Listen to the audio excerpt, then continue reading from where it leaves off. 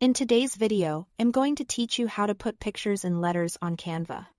If you've ever wondered how creators get those eye-catching words filled with photos like travel shots inside the word adventure, you're about to learn the easiest way to do it right inside Canva. First, open your design in Canva. You can jump into an existing project or start with a new canvas that matches where you plan to use the final graphic. Whether it's a social post, a thumbnail, or a flyer, having the correct size from the start helps your text and images look crisp and balanced.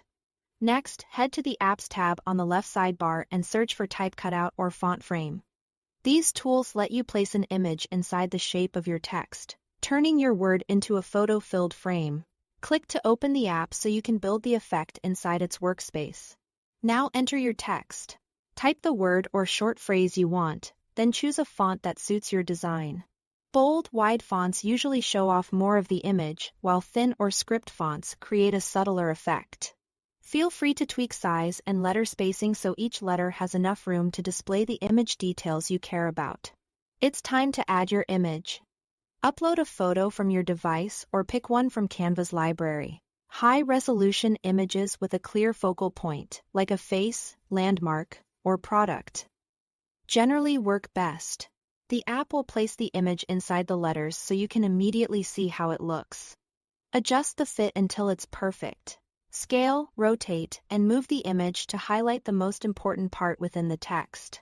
Try centering faces in round letters, or aligning horizons across multiple letters for a cleaner look. Zoom in to check edges, and make sure nothing essential is getting cropped out. Small nudges can make a big difference in readability. When you are happy with it, click Add to Design to place the customized text on your canvas. From here, position it like any other element in Canva. You can resize the whole word, align it with your layout, and pair it with backgrounds or icons for a polished composition. If something looks off, just reopen the Type Cutout or Font Frame element and continue adjusting the image until everything clicks. That's it. Thanks for watching.